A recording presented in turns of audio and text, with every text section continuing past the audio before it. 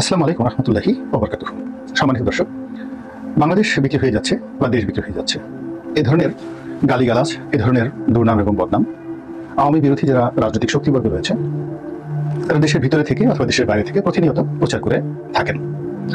মূল কারণটা হলো যে আওয়ামী লীগের যে ভারত নীতি এবং অতিমাত্রায় ভারতের প্রতি নির্ভরশীলতা, সেই 1971 সন থেকে আজ অবধি, এটির কারণে বাংলাদেশের যারা সাধারণ মানুষ তাদের ধারণা যে আওয়ামী লীগ একটি প্রো ইন্ডিয়ান পলিটিক্যাল পার্টি, সোজা বাংলায় বললে ইন্ডিয়ার দাবেদার।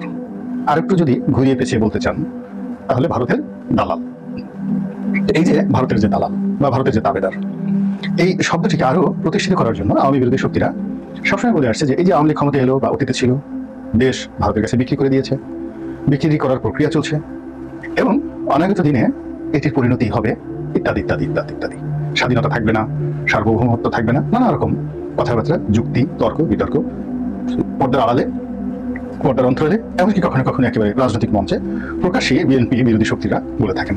বিশেষ করে যারা ইসলামপন্থী রয়েছেন তারা ভারতীয় মুসলমানদের নিপীড়ন, ভারতের কাশ্মীর নীতি এবং বিভিন্ন কারণে সেখানে যে হিন্দু ধর্মাবলম্বী কর্তৃক মুসলমানদের প্রতি যে সীমাহীন নির্যাতন চলে এবং অতি সম্প্রতি যেখানে বাবরি মসজিদ ভেঙে রাম মন্দির তৈরি করা হয়েছে, এই বিষয়গুলো বাংলাদেশের মসজিদে মসজিদে, মাদ্রাসায় এবং ওয়াজে মাহফিলে প্রায় প্রতিদিনই অভিশাপ আকারে যেভাবে বর্ণিত হয়, সেক্ষেত্রে দিল্লির যে তখ্ত বা দিল্লির যে সিংহাসন, সেই সিংহাসনের সঙ্গে সুসম্পর্ক রাখাটাই এদেশের মানুষের কাছে খুবই নিন্দনীয় এবং খুবই ঘৃণিত একটি বিষয়। ভারতের সঙ্গে আমাদের বন্ধুত্বের হাজারো যুক্তি আছে এবং বৃহত্তর একটি ভারত রাষ্ট্রের দ্বারা আমরা যেভাবে ঘেরাও হয়ে আছি এবং সামরিক এবং অর্থনৈতিক দিক থেকে ভারত যেভাবে আজকে সারা দুনিয়াতে একটি পরাশক্তিতে রূপান্তরিত হয়েছে, সেক্ষেত্রে বাংলাদেশের মধ্যে একটা ছোট রাষ্ট্র হয়ে আমরা ভারতের সঙ্গে যুদ্ধ করতে পারবো না কিংবা প্রতিবেশী হিসেবে তাদের থেকে আলাদা থাকতে পারবো না। কিন্তু তা সত্ত্বেও এদেশের মানুষের যে জিহাদি জোশ, যে আবেগ, তো সেই আবেগের কারণে সবসময় একটা ভারত বিরোধিতা কাজ করে। আর আওয়ামী লীগ যদি ক্ষমতায় আসে তাহলে এই বিরোধিতা একেবারে তেলে বেগুনে জ্বলে ওঠে। বিশেষ করে প্রধানমন্ত্রী শেখ হাসিনা যে কয়বারই ভারত সফরে গিয়েছেন, আসার সঙ্গে সঙ্গে সবারই বক্তব্য এইবার কি দিয়ে এলেন, আর কি দেওয়া বাকি আছে, কি নেওয়া হলো, এই সমস্ত নেতিবাচক প্রশ্ন সাধারণত হাজারবার, লক্ষবার, কোটিবার বাংলার আনাচে কানাচে সাধারণের মানুষের মুখ দিয়ে এগুলো উৎসরিত হয়। তো প্রধানমন্ত্রী যে সাম্প্রতিক সময় ভারত সফর করে এলেন, নরেন্দ্র মোদীর সঙ্গে বৈঠক করে সেখানে 10টি সমঝোতা স্মারক স্বাক্ষরিত হয়েছে। তার মধ্যে প্রধানতম হলো বাংলাদেশের ভিতর দিয়ে ভারতের ট্রেন চলবে, পণ্যবাহী ট্রেন চলবে, আর অনেক কিছু চলবে। কি কি চলবে সেটা বলা হয়নি। এবং অনাগত দিনে ভারতের মাটি ব্যবহার করে ভুটান বা নেপালে বাংলাদেশের ট্রেন যাবে কি যাবে না, এগুলো নিয়ে নানা রকম বিতর্ক শুরু হয়ে গিয়েছে।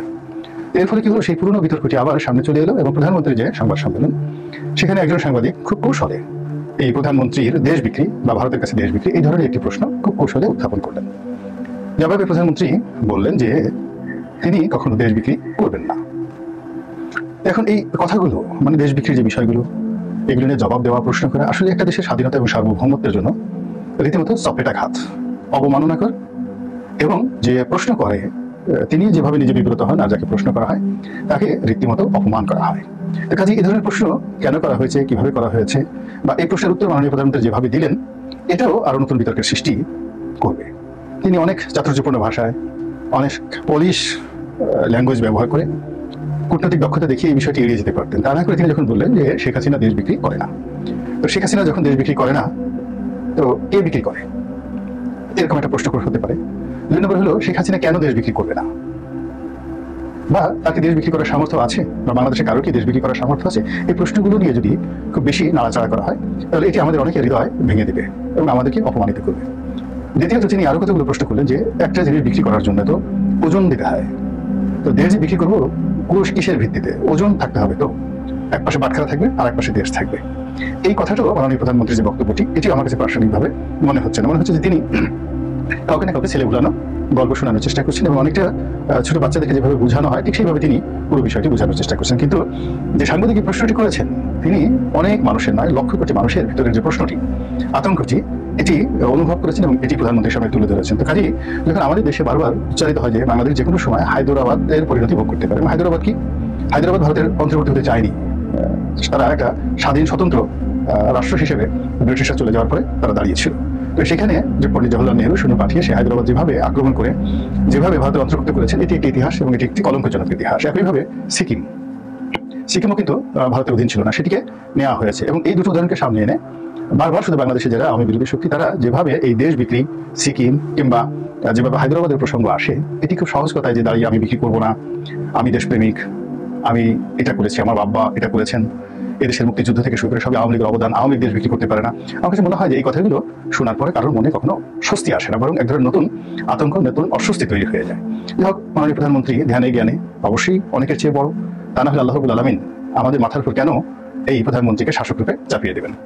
আল্লাহর হিসাব আল্লাহ করেছেন, আর প্রধানমন্ত্রী কি করবেন এটা ভালো করে মাননীয় প্রধানমন্ত্রী ভালো জানেন। তো এটা নিয়ে যেভাবে আলোচনা সমালোচনা হচ্ছে, একই সঙ্গে আবার এই যে একটা সংবাদ সম্মেলন, এটা একটা সাজানো মক, একটা যাকে বলা হয় ঠিক ভাড়া করে আনা, আদর করে আনা, আপ্যায়ন করে আনা, অনুগতদেরকে ঢুকতে দেওয়া, নানা রকম অভিধা দেওয়া যেতে পারে। এখানে সত্যিকার অর্থে যারা বাংলাদেশে সাংবাদিক হিসেবে খুবই গ্রহণযোগ্য, যারা প্রধানমন্ত্রীকে নেতিবাচক প্রশ্ন করতে পারেন, এই ধরনের লোকের সেখানে অনুপ্রবেশ নেই। সেখানে যাদের অনুপ্রবেশ রয়েছে তারা সবাই সরকার সমর্থক, পুরো আওয়ামী লীগ। এবং এই যে সংবাদ সম্মেলন, এটির নামই দেওয়া হয় প্রশংসা সূচক সংবাদ সম্মেলন। তো সেই সংবাদ সম্মেলনে প্রধানমন্ত্রীকে খুঁচিয়ে খুঁচিয়ে নানা রকম বক্তব্য তার মুখ থেকে বের করে আনা হয়, যেগুলোকে আলটিমেটলি প্রধানমন্ত্রীকে পরবর্তীতে রাজনৈতিকভাবে একটি অস্বস্তিকর অবস্থায় ফেলে। বিশেষ করে ডক্টর ইউনূসের প্রসঙ্গ যখন সাংবাদিকরা আনেন, এটি আনার কোনো প্রয়োজন নেই, দরকারই নেই, কিন্তু বারবার শুধু প্রধানমন্ত্রীর সংবাদ সম্মেলনে এই ডক্টর ইউনূসের নাম নিয়ে প্রধানমন্ত্রীকে প্রভোগ করা হয়। ঠিক এবারও প্রভোগ করা হয়েছে। এবার প্রভোগ করার ফলে মাননীয় প্রধানমন্ত্রী অনেকগুলো কথা বলেছেন যা কিনা অপ্রাসঙ্গিক, এবং পুরো যে বাংলাদেশে একটা অস্থির রাজনীতি চলছে, সেই অস্থির রাজনীতির একটা বহিঃপ্রকাশ।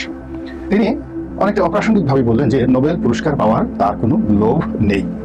এখন বলেন তো, তার যে নোবেল পুরস্কার পাওয়ার লোভ নেই, আকাঙ্ক্ষা নেই, কামনা নেই, বাসনা নেই, তিনি নোবেল পুরস্কারের ব্যাপারে আসলেই তার হৃদয় আল্লাহর আরশের দিকে ধাবিত হয়, নবী রাসূলের দিকে ধাবিত হয়, মক্কা মদিনার দিকে ধাবিত হয়, তার চোখ এবং ইন্দ্রিয় নোবেল পুরস্কারের দিকে এক মুহূর্তের জন্য যায় না, তিনি তখন আল্লাহ আল্লাহ জিকির করেন। এটাকে আপনি বিশ্বাস করেন? নাকি সত্যিকার অর্থে আপনার মনে হয় যে নোবেল পুরস্কার পাওয়ার জন্য প্রধানমন্ত্রীর সুতীব্র আকাঙ্ক্ষা রয়েছে, এই পুরস্কার পাওয়ার জন্য তিনি সর্বোচ্চ চেষ্টা করেছেন এবং করে চলেছেন, এবং এই পুরস্কার তাকে না দিয়ে কেন ডক্টর মোহাম্মদ ইউনূসকে দেওয়া হলো, কিংবা ডক্টর মোহাম্মদ ইউনূসকে দেওয়া হয়েছে ভালো কথা, আর একটা পুরস্কার তো তাকেও দেওয়া যেতে পারত, এরকম কথা আওয়ামী লীগের লোকজন বলে কিনা বা বিশ্বাস করে কিনা, এগুলো নিয়ে আপনি একটু চিন্তা করলে আপনার মনে কি ধরনের জবাব আসে? তো সেই দিকে খেয়াল না রেখে যারা প্রশ্ন করতে, তারা বারবার শুধু মাননীয় প্রধানমন্ত্রীকে এই যে ঠেলে ঠেলে প্রভোগ করে ডক্টর ইউনূস এবং নোবেলের দিকে পাঠিয়ে দেন, এটি আমার কাছে ভালো লাগে না। দ্বিতীয়ত, তিনি আরো কিছু খোলামেলা কথা বলেছেন। ডক্টর ইউনূসের যে নেম ফেম, এটি নিয়ে তিনি কটাক্ষ করেছেন। তিনি বলার চেষ্টা করেছেন যে তার এত সুনাম কেন, তিনি কিসের দারিদ্র বিমোচন করেছেন। দারিদ্র বিমোচন করেছে তা আমি, গ্রামীণ ব্যাংক, তারপর ক্রেডিট, মাইক্রো ক্রেডিট, এগুলো সব এরশাদের আমলে নেওয়া একটি প্রকল্প। এবং এরশাদ নিজেরা ব্যাংক করেছেন, যার সঙ্গে ডক্টর মোহাম্মদ ইউনূসের কোনো যোগাযোগ নেই। ডক্টর মোহাম্মদ ইউনূসকে আনা হয়েছে একজন কর্মচারী হিসাবে, ব্যাংকের এমডি হিসেবে তাকে চাকরি দেওয়া হয়েছে। ঘটনা কি তাই? এটা কি সত্য? এই বিষয়গুলোকে কেন বারবার একজন প্রবীণ নাগরিক, দেশের প্রবীণ নাগরিক, বঙ্গবন্ধুর কন্যা, তারপর তিনি প্রধানমন্ত্রী, তার বয়স প্রায় 80 বছর, তাকে বারবার এই কথাগুলো ডেকে যারা টেনে নিয়ে যান, তারা অবশ্যই ভালো কাজ করেননি। আর এই প্রশ্নগুলো এড়িয়ে কি করে অন্য বিষয়ে যাওয়া যায়, সেই বিষয়গুলো কেন প্রধানমন্ত্রী তার এই পরিণত বয়সে কেন সেই বিষয়গুলো সজাগ দৃষ্টি রাখেন না, এটাও আমি বুঝতে পারি না এবং আমি ভাবতেও পারি না।